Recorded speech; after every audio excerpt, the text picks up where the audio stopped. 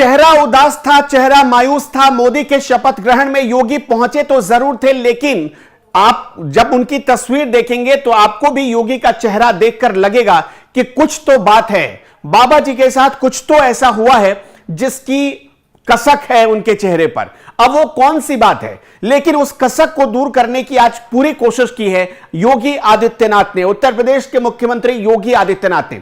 अब सोचिए कि इतना बड़ा मौका था, तीसरी बार प्रधानमंत्री के तौर पर नरेंद्र मोदी का शपथ ग्रहण चल रहा था और जो रिकॉर्ड था, जो पंडित जवाहरलाल नेहरू का रिकॉर्ड था, उसकी बराबरी कर ली है आज प्रधानमंत्री के तौर पर नरेंद्र मोदी ने। और इसके साथ साथ बहुत कम लोगों को पता है कि 9 जून की जो तारीख है वो इतिहास में अपने आप ही बहुत बड़ी तारीख है। बड़ी तारीख क्यों?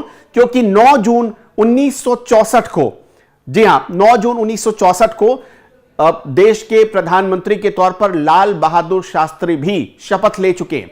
9 जून को ही उनका शपथ ग्रहण हुआ था, जिन्होंने नारा दिया था जय जवान जय किसान। और आज वही 9 जून था जब नरेंद्र मोदी ये शपथ ग्रहण कर रहे थे।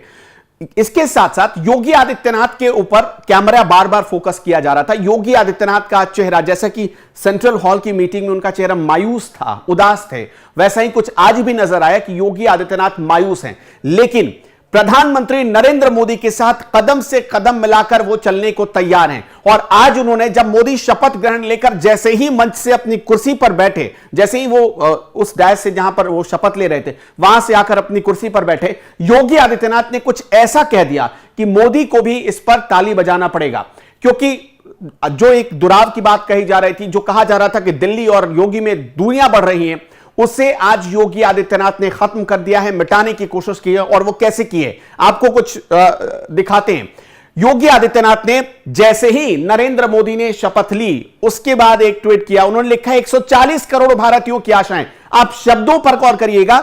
योगी आदित्यनाथ लिखते हैं कि 140 करोड़ भारतीयों की आशाओं आकांक्षाओं की पूर्ति हेतु प्रतिबद्ध आदरणीय प्रधानमंत्री श्री नरेंद्र मोदी जी को लगातार तीसरी बार पद की शपथ लेने पर हार्दिक बधाई।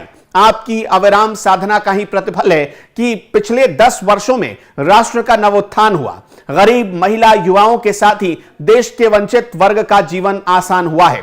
विरासत, विकास व विश्वास को संजोए ये अविस्मरणीय एवं ऐतिहासिक उपलब्धि देश और एनडीए परिवार को गौरव भूषित तथा हर्षित करने वाली है।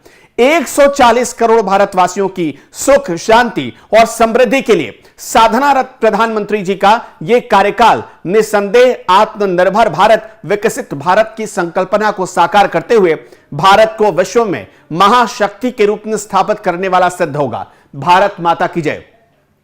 बार बार जो योगी आदित्यनाथ ने जोर दिया है 140 करोड़ भारतवासियों के लिए नरेंद्र मोदी कैसे सोचते हैं और कैसे काम करने का उनका स्टाइल है, वो योगी आदित्यनाथ के इस ट्वीट में आपको नजर आएगा। और जो उनका विजन है, नरेंद्र मोदी का जो विजन है, वो योगी आदित्यनाथ के इस ट्वीट में नजर आएगा। यानी जो नरेंद्र मोदी का विजन है वही योगी आदित्यनाथ का विजन है। और इसलिए आज इस बड़े मौके पर नरेंद्र मोदी के हौसले को बढ़ाया है योगी आदित्यनाथ ने। हालांकि वो उनसे छोटे हैं, लेकिन फिर भी कहा जाता है कि जब भी आप कुछ अच्छा काम करते हैं और आपके परिवार के सारे लोग जब आपके साथ खड़े होते हैं तो उस काम को सफल होने से कोई रोक नहीं सकता। और आज योगी आदित्यनाथ ने यह साबित करके दिखाया है। आपको योगी आदित्यनाथ और नरेंद्र मोदी का ये जो आपसी दोस्ती है उनकी, वो कैसी लगी?